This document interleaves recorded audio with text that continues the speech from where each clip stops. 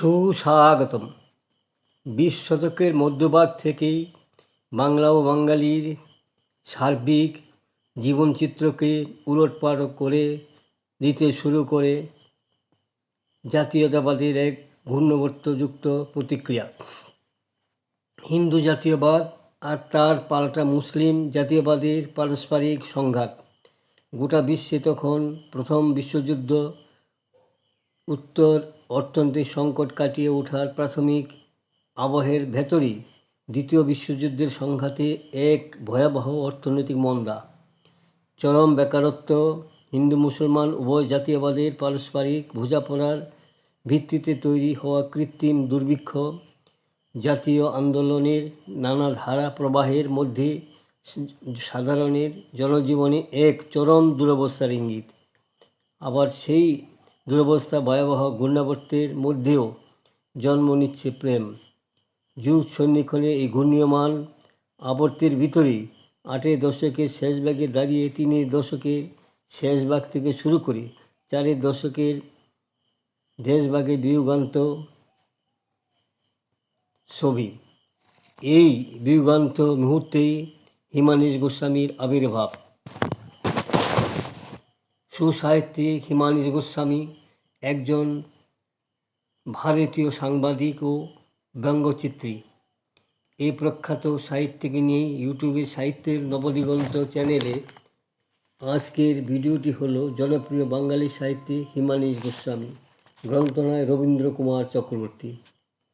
হিমানীশ গোস্বামীর জন্ম ব্রিটিশ ভারতের তৎকালীন পূর্ব বাংলাদেশের ফরিদপুর জেলার মামার বাড়িতে 1926 খ্রিস্টাব্দের 18 মার্চ। তাদের আদি বাড়ি ছিল রতনদিয়া গ্রামে। পিতা পরিমল গোস্বামী ছিলেন একজন জনপ্রিয় বাঙালি সাহিত্যিক, সাংবাদিক ও চিত্রগ্রাহক। তার মাতা জ্যোৎস্না দেবী। দাদামশাই ছিলেন বাঙালি কবি যদুনাথ বাগচি ও মামা জ্ঞানেন্দ্রনাথ বাগচি। বিভিন্ন পত্রপত্রিকায় প্রাবন্ধিক ছিলেন। সুস্থ সংস্কৃতির পরিমণ্ডলে তিনি বড় হয়ে ওঠেন। 1937 খ্রিস্টাব্দে হিমানীশ গোস্বামী তার পিতার সঙ্গে কলকাতার সিথির বাড়িতে চলে আসেন। এখানে রানী ভবানী বিদ্যালয়ে তার বাল্য শিক্ষা শুরু। 1944 খ্রিস্টাব্দে ম্যাট্রিক পাস করেন। কলকাতার বিদ্যাসাগর কলেজ থেকে স্নাতক হওয়ার পর 1951 খ্রিস্টাব্দে বিলেত যান কার্টুন আঁকা শিখতে। সেখান থাকেন প্রায় 1953 খ্রিস্টাব্দ থেকে জুলাই মাস পর্যন্ত। বিলেত কার্টুন শিক্ষা শেষ করে বেশ কয়েকটি প্রকাশন সংস্থার গুরুত্বপূর্ণ পদে কাজ করেন। বিখ্যাত বিদেশি প্রকাশন সংস্থা গ্রেগ ম্যাকগ্রাহিলে তিনি বেশ ছিলেন কয়েক বছর। পরে যোগ দেন আনন্দবাজার পত্রিকায় 1972 থেকে 1986 খ্রিস্টাব্দ পর্যন্ত। শরৎচন্দ্র পণ্ডিত ও শিবরাম চক্রবর্তী দ্বারা প্রভাবিত হিমানীশের লেখায় ছিল অনায়াস পরিহাস, কথায় পান আর নতুন শব্দ তৈরিতে তার জুড়ি মেলা ভার। সেই সঙ্গে তীক্ষ্ণ রস সমালোচনায় বিদ্ধ করতেন রাজনৈতিক নেতা থেকে শুরু করে জনপ্রিয় সাহিত্যিক রচনাকেও।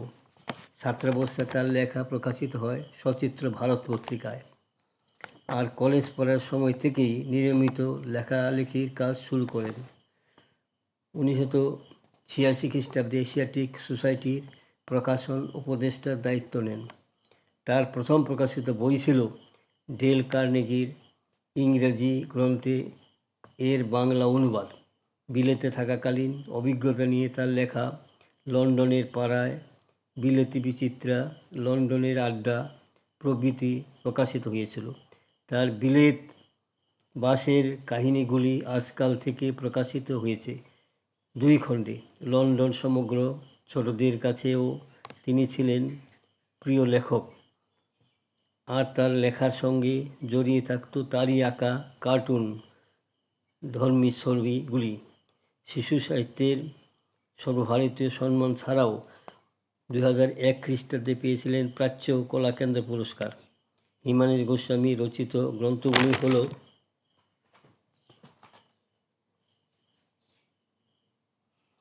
আনন্দময়ী, আনন্দনগরী ও দুঃখের কাহিনী, আমার রামায়ণ, এক যে ছিল ভোঁদর, কলকাতার শয়তান, কিছু ভুতুড়ে কিছু অদ্ভুতুড়ে, তেঁতুল মামার কাণ্ড কারখানা, দাবা কেমন করে খেলতে হয়, বুনো হাঁসের সন্ধানে, ভীষণ বিপদ, ভুবনচেরা কালো পেঁচা, মজার খেলা দাবা, শক্তির সঙ্গে ঝুলাঝুলি, হারিয়ে যাওয়া ঘোড়ার গাড়ি, সব গল্পই জালিয়াতের, সব গল্পই চোরের, সব গল্পই ভূতের, হাসতে হাসতে প্রভৃতি গ্রন্থ ছাড়াও কিন্তু তিনি লাহিড়ী ও বাঘা কাকা, গোয়েন্দা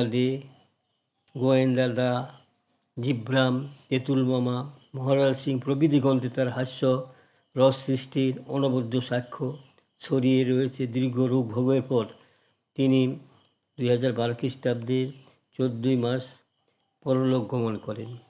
তার অন্যান্য গ্রন্থগুলি হল অপদার্থতা সম্পাদিত একটি গ্রন্থ। এছাড়াও বাংলার শেষ ডিটেকটিভ, বড় গোসাইয়ের বন্ধুবান্ধব, জীবনের গল্প, কিছু ভুতুড়ে কিছু অদ্ভুতুড়ে, কিট্টু লাহিড়ী, তিন কীর্তি, লন্ডনের পাড়ায় লন্ডনের হালচাল, মহারাজ সিং দি গ্রেট, সব গল্পে মজার, সব গল্পই জীবজন্তুর ইত্যাদি তার লেখা কয়েকটি উল্লেখযোগ্য বই। হিমানীশ গোস্বামীর দাদু যতীন্দ্রনাথ বাগচি এবং মামা জ্ঞানেন্দ্রনাথ বাগচি বহু পত্রপত্রিকায় লিখতেন। দুই পরিবারের সাহিত্যের বাতাবরণ তার শিল্পী মন বিকাশ লাভ করে। বন্ধুগণ, আমার এই সংক্ষিপ্ত ভিডিও খালি এখানে শেষ হলো। যদি আপনাদের মনোভূত হয় সাবস্ক্রাইব, শেয়ার এবং লাইক করতে ভুলবেন না।